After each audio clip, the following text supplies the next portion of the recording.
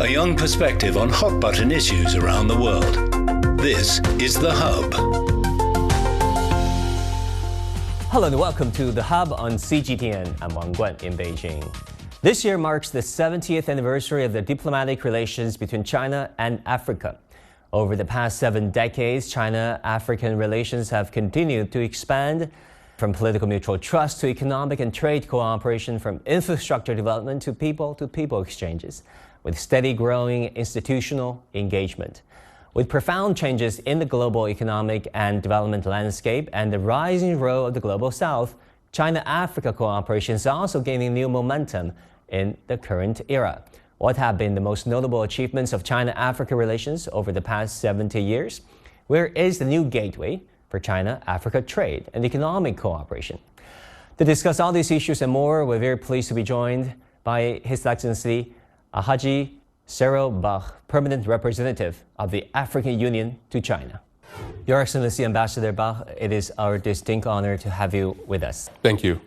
We're marking a very important anniversary, 70 years of China's diplomatic relations with Africa. Of course, some countries we established diplomatic relations slightly earlier than the others, but the African countries, 50 plus of them as a whole, 70 years on. How would you reflect on this journey? I think it has been a wonderful journey, a journey that we have traveled together, as you rightly said, 7 decades, 70 years. It's not 70 days, but the most important aspect of what has transpired in those 70 years is a relationship and a partnership that is built on solidarity, that is built on mutual respect, and that is built on a win-win partnership. And over the years with President Xi Jinping, what we have seen is the partnership has now graduated to an all-weather strategic partnership, which is extremely important. So in 70 years, when Africa, for the most part, was dealing with the decolonization struggle, China stood by us. And we also stood by China in 1971 when China, the PRC, returned and assumed their seat in the United Nations and, of course, the UN Security Council with the veto. So it has been a very, I think, long, proud and productive decades of us working together. And I must underline that we have established a relationship that is built on deep mutual understanding, deep appreciation of our shared values, and deep respect.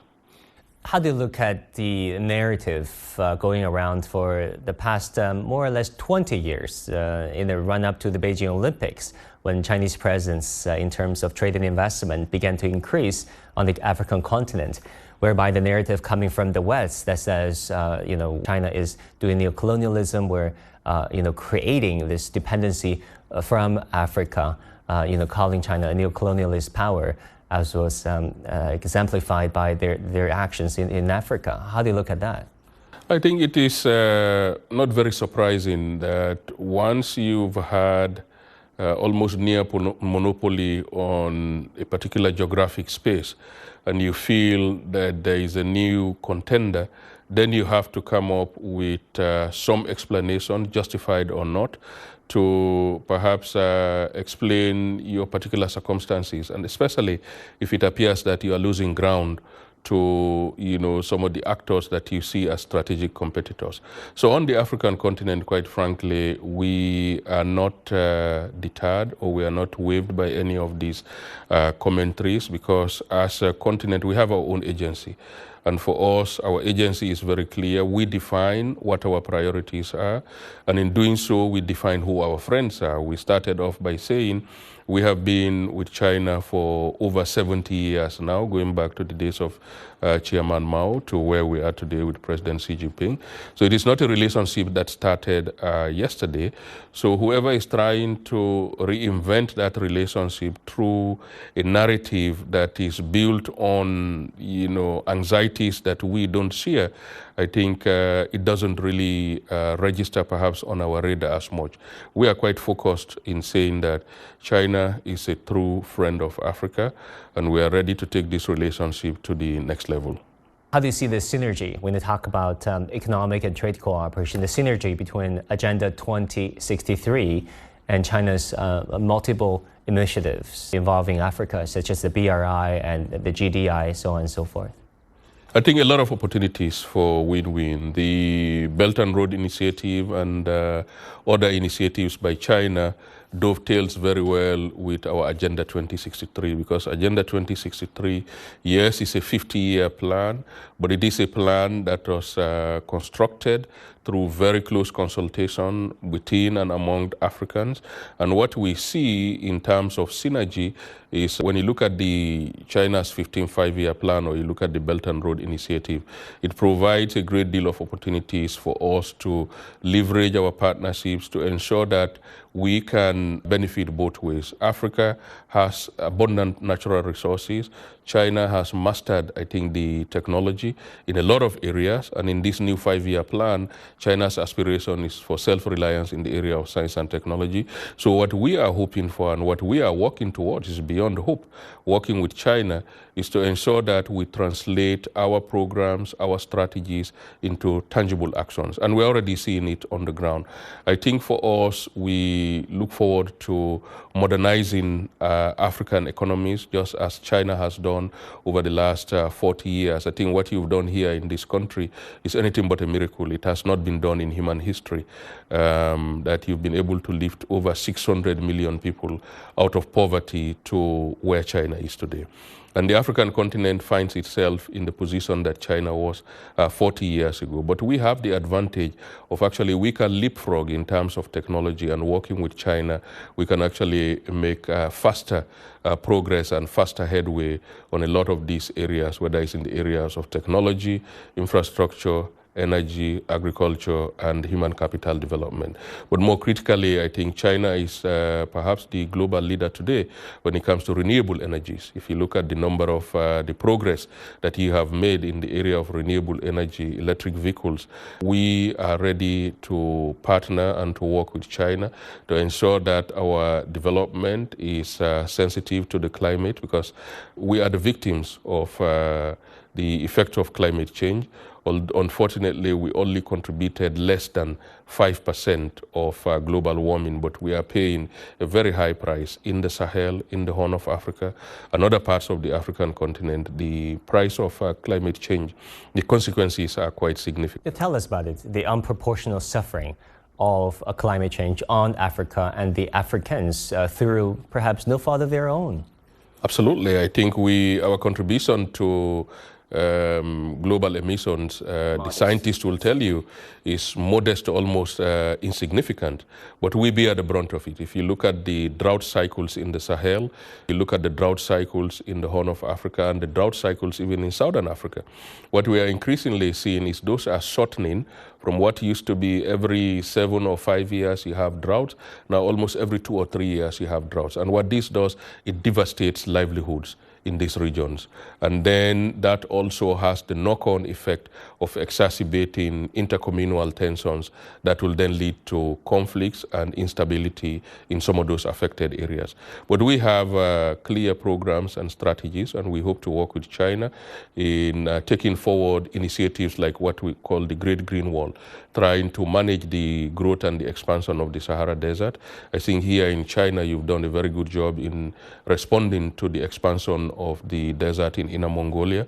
And we have to partner with you, and we're ready to partner with you. The northwestern part of China, where we're building the Great Wall, to some success, the reversion of desertification that is turning into a tourist spot right now. And this is what we are looking to do, whether it is in the Sahara Desert, whether it is in the Kalahari or the Namib Desert, in different parts of the African continent. We are determined to ensure that we reverse this tide where agricultural lands are being consumed by the desert, which is expanding at a very exponential rate. So we need the technology and the know-how, and China, I have no doubt, stands ready to partner with us on this. We're already in discussions with the various Chinese government departments that deal with this. We've been talking about value added, the importance of having higher values for the products and services that you provide. But what have been the sticking points for Africa over the decades, where it remained relatively low in the supply chain when it comes to industrialization? I think one of the concepts that I can say we embraced, and it was a mistake to embrace it, this concept of saying the comparative advantage. So your comparative advantage is in producing raw materials, unprocessed coffee, unprocessed diamonds, unprocessed, iron ore, you name it. Sierra Leone has a lot of diamonds. We have a lot of diamonds. We have iron ore and bauxite in Sierra Leone, as is, in different parts of the continent. That was a mistake, and we are now moving ahead to say comparative advantage has not done us any good. So we are now going to look at how are we going to transform our African continent. And when you say what were some of the challenges, in the process, what we saw, intellectual property rights stood in the way, copyright issues. So those with the technology monopolized that technology and were not willing or in a position to share the technology with a continent like Africa. And I think China learned from that also in the last 4 decades. You've been able to adapt a lot of technology that has actually benefited and propelled your development. So we are looking at learning the lessons that we think are applicable to our particular circumstances. I am not advocating for a one-size-fits-all. China is not Africa, and Africa is not China, and Africa is also diverse. China is one country. In Africa, we have 55, and 53 of them have diplomatic ties with China.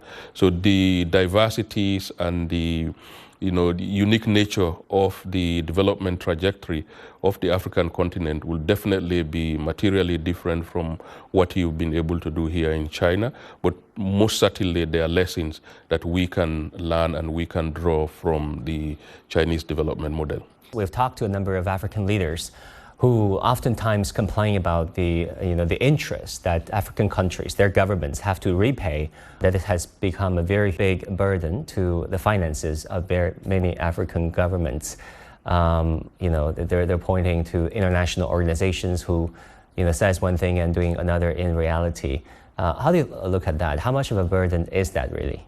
I think it is a reality. If you look at 2 decades ago, when a good number of our member states on the continent secured loans. These loans were meant for major infrastructure projects, whether it was highways, dams, airports, and that were needed at the time. Of course, when you take a loan, it has to be repaid. But what we are seeing now, perhaps in retrospect, when those loans were negotiated, the interest component of the loan should have been, perhaps we could have been a bit more mindful in the way we negotiated that. So what is clearly happening in a lot of these spaces is the fiscal space has been significantly constrained, because if debt repayment constitutes a significant proportion of the revenue that you generate, that then takes away from your ability to provide the services. It's becoming a vicious cycle. It becomes a vicious cycle, and part of the conversations that we need to have with China, either on a bilateral basis or in the context of FOCAC or in the context of the G20 or in the context of the BRICS, is to say, how do we reach an agreement that will actually help us to manage the cycle?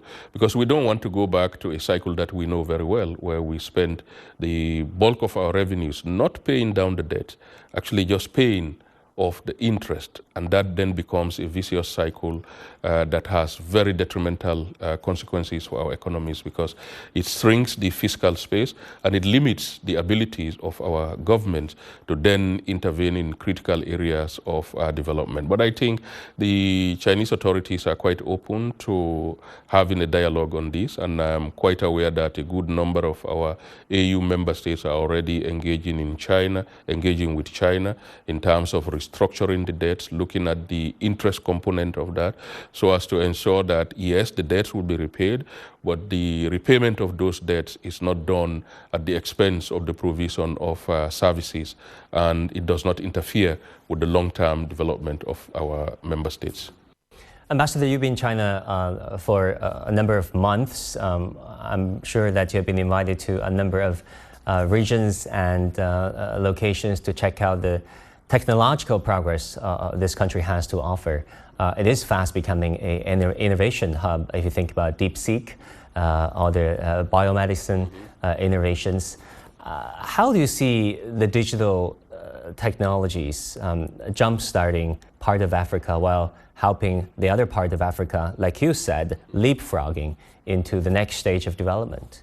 I think this is where, in the context of FOCAC, the modernization of technology on the African continent is extremely important. And there is a clear commitment within FOCAC to promote and support IT, technology modernization on the African continent. And there are various paths through which this will happen. So we remain committed to working with China. Like you said, I have visited 3 provinces and I've been to Shanghai. And everything that I've seen tells me that not only is the technology here, but there is also the willingness and the interest to actually reach out and expand, because China's growth going forward will be dependent, of course, on the Chinese consumers, but having a strong consumer base also in a continent like Africa, which is going to be the largest by 2050, I think will do a lot of good to China's economy. From the refreshing cup of tea that starts your morning to the paper that you write on, the roots of many familiar parts of modern life can be traced back to ancient ideas. 2 crates of tea and dumped the whole thing straight into the ice. Rice even served as currency in 794. A new paper mill was founded in the Abbasid. Across mountains, deserts, and oceans, these creations shaped the world then and continue to influence all of us today. Join us on Made in Ancient China and discover how ideas born millennia ago became some of the world's greatest treasures. Welcome to Made in Ancient China. We hope you enjoyed this journey. May your thoughts... Made in Ancient China brings you stories of human ambition, inspiration, and connection. Now available on all major podcast platforms. Focus on what's relevant in China and the world. Bridge the gap between what you know and what you want to know. This is The Hub.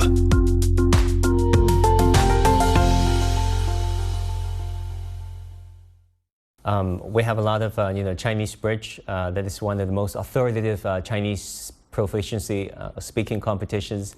And guess what, Ambassador? The winners usually, in more cases than one, are from the African continent.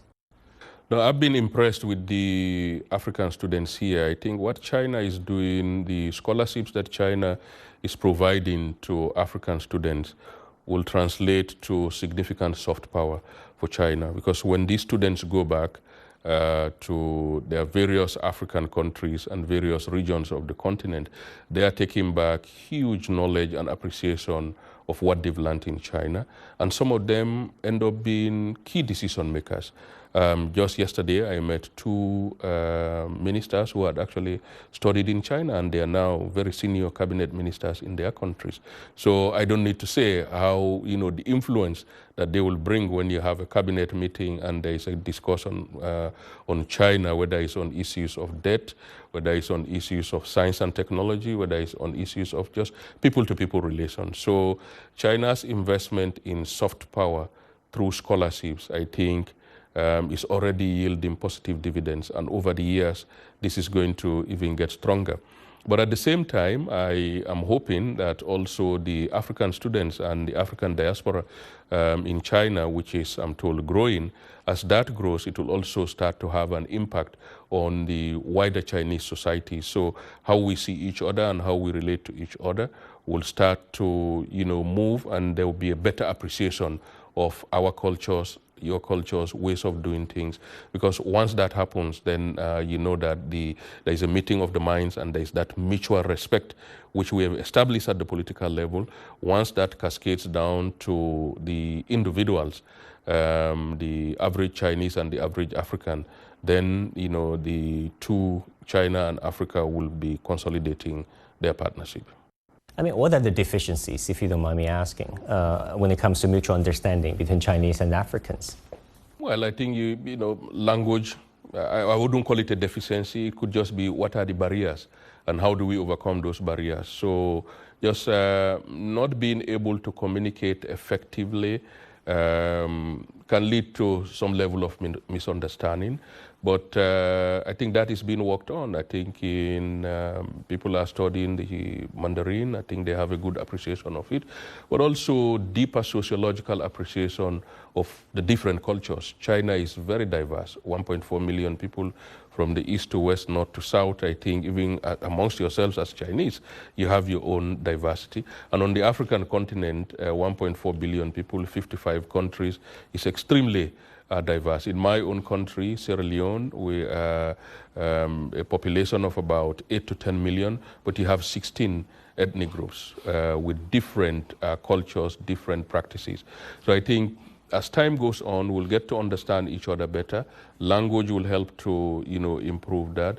The more cooperation we have in the area of science and technology will help to improve that. And I think over time, whatever barriers that exist in terms of perceptions will actually be lowered, and over time they will be eradicated. What struck you more when it comes to seeing China firsthand on the ground as an ambassador of the African Union versus the China you've heard back in the day from New York, from Addis, from other places?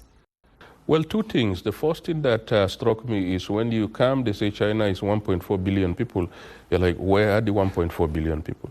Beijing is 22 million people, and 8 months into being in Beijing, I still can't say I've really felt where the 22 million people are. But when you ask people, they said, well, everyone is working. So that is extremely quite impressive. You go to Shanghai, 26 million people, the same. So it tells you that people are at work, but people are only at work because the system has been able to create that environment. So you have opportunities to be employed. So as a result, people are fully preoccupied and they are contributing to the development of the nation. That has been extremely impressive. The second area, I think, is in the area of technology.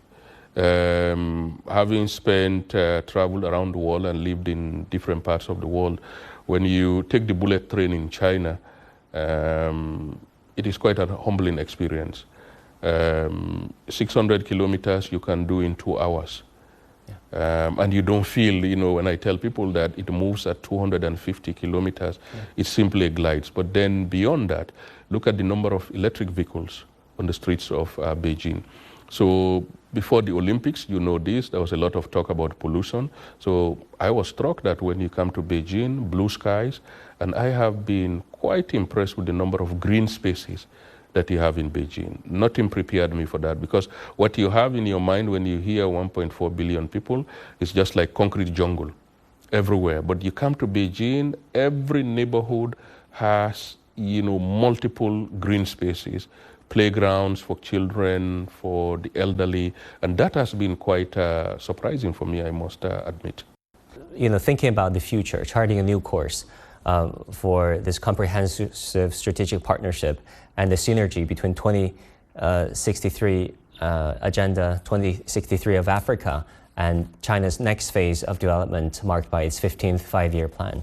I think it is extremely important that we stay focused on those, because President Xi Jinping made the pronouncement in 2024 on what he called the 10 action points. And I think those action points within the context of FOCAC are extremely important, and they dovetail with Agenda 2063. So what we need to do now is to increase and scale up our level of, I wouldn't advocate for joint planning, but to ensure that our plans are synchronized. And because that level of synchronization will help to ensure that the parts that we are pursuing as a continent and China as a country are properly aligned. Because absent that alignment, then there could be some challenges. And I see that FOCAC provides a very useful platform for us to do that.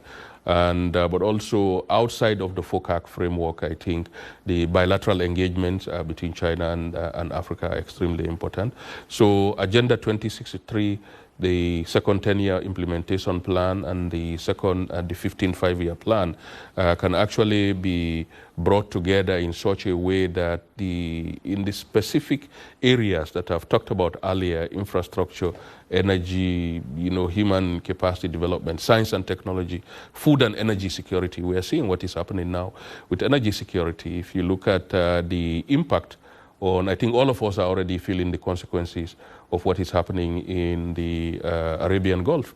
The closure of the Straits of Hormuz will have very huge impact on African economies, and I'm sure perhaps to a lesser extent on China.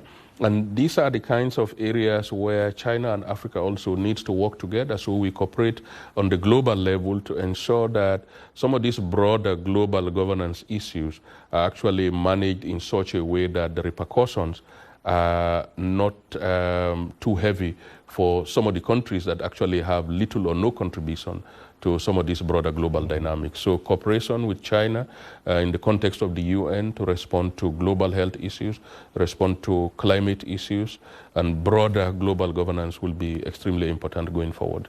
Ambassador Bach, thank you so much for your time. Thank you. Thank you very much. And that will do it for this edition of The Hub on CGTN. I'm Wang Guan in Beijing. Thank you so much for tuning in. I'll see you again next time.